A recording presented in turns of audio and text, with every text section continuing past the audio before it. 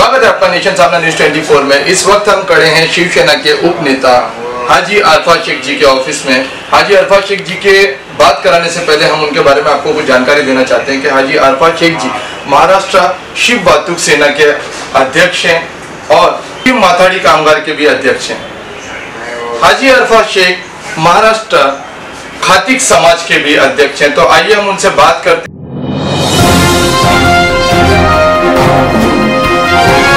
Sir, स्वागत है आपका नेशन सामना न्यूज 24 में। जो माहौल देश में अब चल रहा है, आप महाराष्ट्र खातिक समाज के अध्यक्ष हैं, पूरे समाज के अध्यक्ष हैं, उसमें आपका क्या कहना है? देखिए कैसा है, आज पूरे महाराष्ट्र में देश भर के अंदर कुछ लोग हैं जो एक समाज को एक कहीं ना कहीं दो दूसरे से लड़ाने का काम करते हैं। वो तो चलता कई सालों से हम देखते आ रहे, कई उस ज़माने से चलते आ रहा है और उसको हमको सबको मिलके सुधारना है।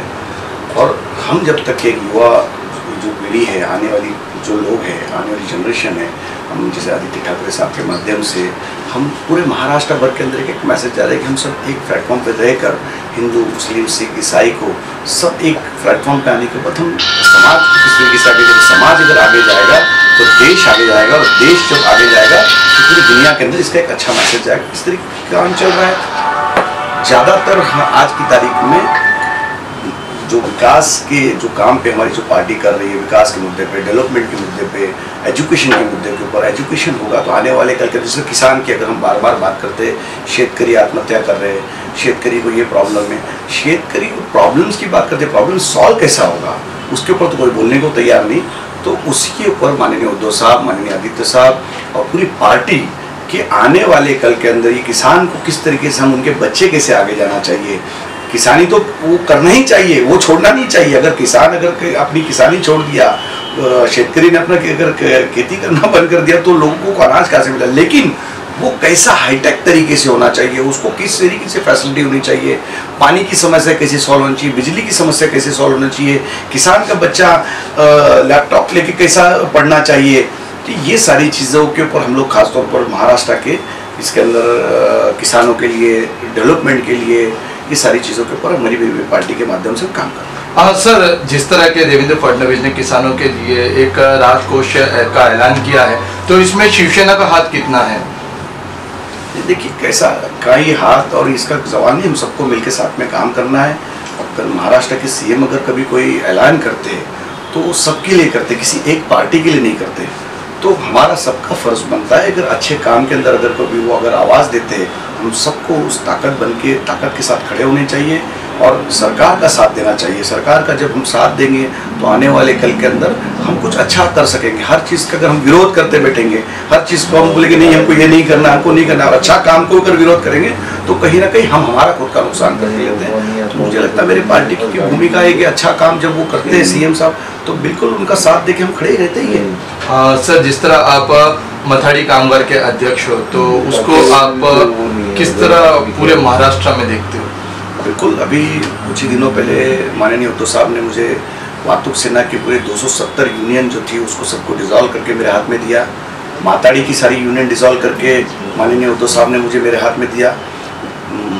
हमने उस माथाड़ी की यूनियन और वाहतूक के ऊपर हमने जो काम करने की जो शुरुआत की, हमने देखा कि दिन पे दिन एक गरीब माथाड़ी जो घर में 7,000, 8,000, 9,000 जो लेके जाता था वो दिन पे दिन और कम ले जा रहा है। और कुछ गुंडे, कुछ ऐसे कुछ लोकल लीडर्स, ऐसे लोग जो उनका हक अपने घर ले जाते हैं, दादागिरी करते, हफ्ता वसूली करते, और जो एक्चुअल जो माथाड़ी वो बेचारा भूखा ही रह गया। तो हमने उसके ऊपर प्लानिंग किया, पूरे महाराष्ट्र के अंदर माथाड़ी को भी न्याय मिलना चाहिए, माथाड़ी बोर्ड को न्याय मिलना चाहिए, गवर्नमेंट को न्याय मिलना चाहिए, गवर्नमेंट में अच्छा पैसा जमा होना चाहिए, और माथाड़ी कैसा आगे बढ़ना चाहिए उसके लिए हम लोग हर जगह पे महाराष्ट्र के हर कोने के ऊपर हमारी खुद की बैंक हम बना रहे पदपीढ़ी, ताकि माथाड़ी को लोन मिल सके, अच्छा घर मिल सके। ये हम उसके ऊपर फैसिलिटी ले रहे हैं। हमने बोर्ड से बात की, मुख्यमंत्री से बात की, माननीय उद्धव साहब से बात की कि माथाड़ी जो है 7,000 आज ले जा रहा है, मैं चाहता हूं कुछ सालों के बाद वो माथाड़ी 20,000 से 25,000 रुपए अपने घर लेके जाना चाहिए और उसको गवर्नमेंट की मान्यता मिलनी चाहिए, उसको बैंकों ने लोन देना चाहिए ताकि वो अपने बच्चों को डॉक्टर बना है, इंजीनियर बना है, वकील बना है। माताड़ी का बच्चा माताड़ी बनना नहीं चाहिए, डॉक्टर बनना चाहिए, वकील बनना चाहिए। ये हमारे कॉन्सेप्ट, हमारा एक सोच है। जो रिक्शा ड्राइवर का बेटा रिक्शा ड्राइवर नहीं बनना चाहिए, टैक्सी ड्राइवर नहीं बनना चाहिए, आने वाले क्रम में इंजीनियर बनना चाहिए, डॉक्टर बनना चाहिए, वकील बनना चाहिए। इस तरीके की पूरी हमने सिस्टम लेके आए और उसके ऊपर माननीय आदित्य साहब, माननीय उद्धव साहब और बहुत सारे लोग इसके ऊपर बैठ के काम कर रहे हैं कि प्रैक्टिकल तरीके से हम, हमारे जो लोग हैं, गरीब जो लोग हमसे जुड़ते हैं, तो हमारा झंडा लेके घूमते हैं हमारे पीछे, वो कैसा बनना चाहिए, किस तरीके से उसके फैमिली का विकास होना चाहिए, कैसे वो आगे जाना चाहिए, उसको छोटी सी छोटी चीज़ों के ऊपर हम कैसा ध्यान दे रहे हैं। हमने खुद का कॉल सेंटर बनाया। आज मेरे पास वातुक सेना के अंदर 7-7.5 लाख मेंबर है। महाराष्ट्र की हिस्ट्री के अंदर, मैं समझ इंडिया की हिस्ट्री के अंदर पहली ऐसी यूनियन है जिसका खुद का कॉल सेंटर है। खुद के कॉल सेंटर के जरिए हम उनको देखते हैं रात के 4 बजे, 5 बजे, 6 बजे, 7 बजे, कभी भी आप उस कॉल सेंटर में जब कॉल करेंगे तो हमारे जो कार्यकर्ता है, हमारे मेंबर्स है, हम उसको मदद के लिए हमारी पूरी टीम वर्क काम करती है और एक अद्भुत तरीके से काम करते हैं। हमने खुद का आइडेंटिटी कार्ड बनाया, हमने खुद का स्टिकर बनाया, हमने कोड नंबर उसके ऊपर दिया है कि जो हमारा मेंबर है, अगर जब महाराष्ट्र के किसी भी पुणे, सांगली, सतारा, कोल्हापुर कहीं भी इलाके से फोन करेगा कि मुझे ये समस्या है, मुझे ये प्रॉब्लम है, तो तुरंत हम लोग उसको, हमारे कॉल सेंटर इतना ही पूछेगा आपका कोड नंबर बताइए। जैसे ही कोड नंबर बताता है वैसे पता चलता है ये हमारा मेंबर है, ये कौन से जिले का है, ये रिक्शा वाला है, टैक्सी वाला है, टेम्पो वाला है, ट्रक वाला है, ट्रांसपोर्टर है, कौन है, उसकी पूरी हिस्ट्री हमारे कंप्यूटर पे आ जाती है, हमको पता चलता है ये हमारा। और तुरंत हम उस इलाके के अंदर जो भी उसकी समस्या है, जिस इलाके से कॉल करा, उस इलाके के हम हमारे पदाधिकारी को कॉल करते हैं, विदिन 5 to 10 मिनट में उसकी मदद के लिए हमारे पूरे पदाधिकारी वहाँ पे पहुँच जाते हैं। इस तरीके का नेटवर्क का तरीके से काम करें। अभी माताड़ी है, माताड़ी के अंदर किस तरीके से होना चाहिए, मालक को भी तकलीफ नहीं होना चाहिए। जैसे कि मॉल्स के अंदर है, कई लोग दादागिरी करते हैं, बिल्डिंगों के अंदर है, बिल्डरों को तकलीफ देने का काम करते हैं। हम लोगों को विकास करने के लिए, ना ही क्या हफ्ता वसूली, दादागिरी करना नहीं होना चाहिए। ये सारी चीज़ों को इंशाल्लाह ताला कुछ ही दिनों के अंदर माताड़ी को भी न्याय मिलेगा और मॉल वालों को भी न्याय मिलेगा, बिल्डरों को भी न्याय मिलेगा और कंपनी वालों को भी न्याय मिलेगा, ताकि कहीं ना कहीं दोनों के अंदर बीच के एक अच्छा रास्ता बना के दोनों को अच्छा रेट अगर जब मिलेगा तो दोनों सुखी होंगे। ये यूनियन के माध्यम से डायरेक्ट काम किया जाएगा। इस तरीके के काम हम करेंगे तभी आने वाले कल में ये माताड़ी सुखी होगा और आगे बढ़ेगा ना। और ये जो बीच के जो नेता है, बीच के जो गुंडे भाईगिरी करते, ये मैं इस कंपनी से, मैं उस कंपनी से, ये सारे लोगों की दुकानदारियां कुछ दिनों के अंदर बंद हो जाएगी। हाँ सर, जिस तरह आप वास्तु सेना के भी अध्यक्ष हो, तो आपने अपने जो मेंबर्स है उनके लिए कुछ काफ़ी अच्छी स्कीम चलाई है, आप ही के कार्यकर्ता बता रहे थे, उसके बारे में हमारे दर्शकों को जानकारी दें। बिल्कुल, बहुत सारी स्कीम नई तरीके से मैं ला रहा हूँ, बहुत सारी चीज़ कर रहा हूँ कि हम रिक्शा ड्राइवर के, मैंने कई चीज़, मैंने मुंबई शहर के अंदर रिक्शा ड्राइवर है, टैक्सी ड्राइवर है, आज कई सालों से 2 पीढ़ी 3 पीढ़ी यहाँ काम करे। मैंने ऐसे कई रिक्शा ड्राइवर हमारे जो मेंबर है, जो जिनको रोजगार नहीं होने की वजह से आज ग्रेजुएट, डबल ग्रेजुएट और टैक्सी चला रहा है, आज उसके पास काम नहीं है। ये तो हालत हमारी हो गई। तो स्थानिक लोगों को काम मिलना चाहिए। स्थानिक जो लोग यहाँ पे, उसमें स्थानिक का इसका मतलब ये नहीं है कि कोई यूपी वाला हो, वो उसका अगर बाप दादा परदादा के टाइम से यहाँ पे पीढ़ी, 3-4 पीढ़ी उसकी यहाँ पे है और उसको अगर रोजगार नहीं मिला तो ये बहुत बड़ी शर्म की बात है। इतना बड़ा शहर है और उसके अंदर उसको काम मिलना चाहिए। फिर उसके ऊपर कंट्रोल किस तरीके से होगा, बाहर के जो, जैसे कि हमने लेडीज लोगों के लिए स्टैंड बनाया कि कुर्ला स्टेशन से जो जाते थे यूनिवर्सिटी के अंदर, तो कुछ ऐसे टपोरी लड़के लोग जो होते थे कि एक तरफ लड़की बैठती थी शेयरिंग रिक्शा में, ये साइड 2 साइड से लड़के बैठते थे, उसको छेड़खानी करते। तो फिर मैंने 3 रिक्शा के बाद 1 रिक्शा हमने लेडीज शुरू कर दी, ताकि वो लेडीज को कोई प्रॉब्लम ना हो, अपना आराम से जा सके। मुंबई एयरपोर्ट के ऊपर काफ़ी मुझे कंप्लेंट्स थी, मुंबई एयरपोर्ट के ऊपर लोग पूरा मुंबई घुमाते थे, ऐसे भी टैक्सी वाले थे जो लोग कहते हैं, ऐसे लोगों के ऊपर भी हमने कंट्रोल लाने का काम किया है। और आने वाले कल के अंदर हम, जैसे बस के स्टॉप है, वैसे रिक्शा के और टैक्सी के स्टॉप लाने की हमने मांग की है कि हर जगह के ऊपर स्टॉप। आज आप लोग बोलते हैं हमारा टैक्सी वाला भाड़ा ना करता है, रिक्शा वाला भाड़ा ना करता है, जबकि अगर मुझे जाना है साइन और मैं उस तरफ घाटकोपर के रूट पे जाता हूँ और बोलता हूँ कि मुझे साइन चलो, तो वो तो जा रहा है अपनी एक दिशा के अंदर घाटकोपर की तरफ, लेकिन हम उसके साथ दादागिरी करते।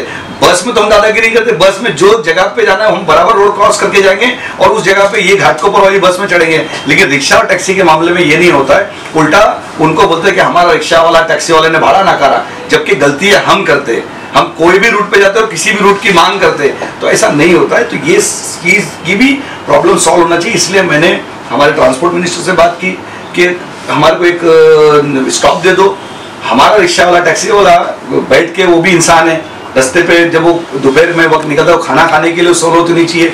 हमने अन्नदाता वाहन चालू कर दी मुंबई शहर में, तो कई कई जगह पे उसको परमिशन से, तो अभी पूरे मुंबई शहर के अंदर अन्नदाता वाहन घूमेंगी। और मेरे गरीब rickshaw driver, taxi driver, tempo driver को जो घर में खाना मिलता है, जो उनकी बीवी, उनकी माँ जो बना के देती, वो खाना उसी सस्ते रेट के अंदर, सस्ते दाम में पेट भर खाना, नाश्ता से लेके खाना तक के हम देने का रिक्शा और टैक्सी ड्राइवर को काम करेंगे।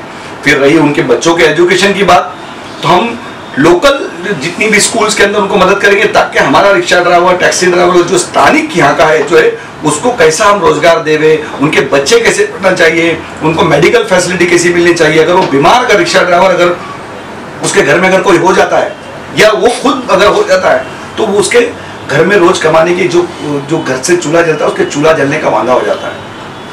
इतनी बड़ी समस्या है, कोई रिक्शा ड्राइवर और टैक्सी ड्राइवर की समस्या जानता नहीं है। आज एक टैक्सी ड्राइवर दिन भर गाड़ी चलाता है, तब उसका घर का चूल्हा जलता है। अगर 4 दिन अगर वो बीमार पड़ गया तो उसका 4 दिन घर का चूल्हा नहीं जाएगा। तो सरकार को इसके लिए बारे में भी सोचना है कि ये भी एक रोजगार है और ये रोजगार कर रहा है और यहाँ का रहवासी है। जैसा BST ड्राइवर को कैसा मान्यता है, वैसा रिक्शा और टैक्सी ड्राइवर को मान्यता मिलना चाहिए। ऐसी बहुत सारी चीज़ें लेके आ रहा हूँ ताकि हमारे आने वाले वाहतुकदारों को भी सहूलत हो, और वाहतुकदारों के साथ साथ में जो हमारे जो यहाँ पे लोकल जो रहने वाले रहवासी है उनको भी कोई अच्छी सहूलत हो। शेयरिंग रिक्शा चालू करने वाले, ऐसी बहुत सारी चीज़ें हम लेके आएंगे, जरूर उसका आने वाले कल में आपको दिखेगा। हाँ सर, राज्य खातिक समाज उसके भी आप अध्यक्ष हैं, उसके बारे में लोगों को बताइए कि आप उनके लिए किस तरह का काम करेंगे आगे चलकर, और आप किस तरह कर रहे हैं। नहीं, बिल्कुल, हमने जब शुरुआत की खाटिक समाज की, हम पूरे महाराष्ट्र में 30 लाख लोग की संख्या के अंदर हम लोग कुरैशी बिरादरी है। उनके हमारे 2 कार्यक्रम हमने किए। पिछले कार्यक्रम में तो सभी राज्य के मंत्री, बीजेपी के मंत्री, शिवसेना के मंत्री, हमारी पार्टी के मंत्री, कांग्रेस के आमदार, सभी लोग आए। मैंने सभी पार्टी के लोगों को बुला के बताया कि हम 30 लाख लोग हैं। आज महाराष्ट्र के अंदर स्थानिक लोग हैं, यहाँ के भूमिपुत्र है, और हमारे साथ इतनी अन्याय हो रहा है। अब 96 के अंदर हमको OBC का दर्जा दिया गया, हिंदू खाटिक को दर्जा दिया SC का, और मुसलमान को OBC का दर्जा तो मिला, लेकिन आज तक सर्टिफिकेट नहीं मिला। ये हमारे साथ सबसे बड़ा दुरुपयोग हमारे व्यवहार किया गया है। सबसे बड़ी बात ये, किसी भी जात के ऊपर नहीं दिया गया था, काम पे, व्यवसाय पे दिया गया था। अगर व्यवसाय पे दिया गया है तो हमको भी SC का दर्जा मिलना चाहिए था। कि हिंदू का जब धंधे पे दिया, तो ये हमारी सबसे पहली डिमांड है। फिर बहुत सारी चीज़ें हम लोग ने योजना लाया है। हम लोगों के पास जैसे ज़कात फंड हमने शुरुआत की, जो हमारे 30 लाख लोग हैं उसके अंदर 30 लाख लोग में जितने गरीब लोग हैं, उनके घर तक के, उनका घर का चूल्हा कैसा जलेगा, उनकी दवाइयों का कैसा हम लोग इंतजाम करेंगे, अगर उनका मेडिकल का किस तरीके से इंतजाम करेंगे, इस तरीके की पूरी योजना हमने पूरी महाराष्ट्र भर में चलाई।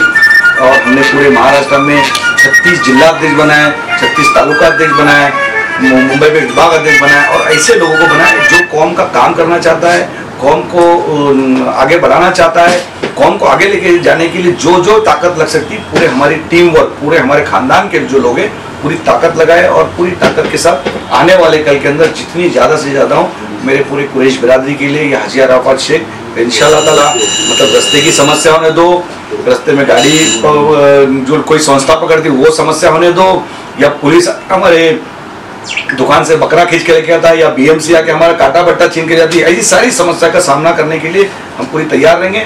आने वाले कल के अंदर इंशाल्लाह ताला, अगर इसका अगर कभी कहीं रोकथाम नहीं हुआ, आज मेरे मंत्री है, मेरी सरकार है, उसके बावजूद भी अगर हमारे पे अगर कभी ध्यान नहीं दिया गया, तो 30 लाख लोगों को लेकर रास्ते पे हाजी अराफात शेख जल्द से जल्द महाराष्ट्र के रास्ते पे नजर आएगा।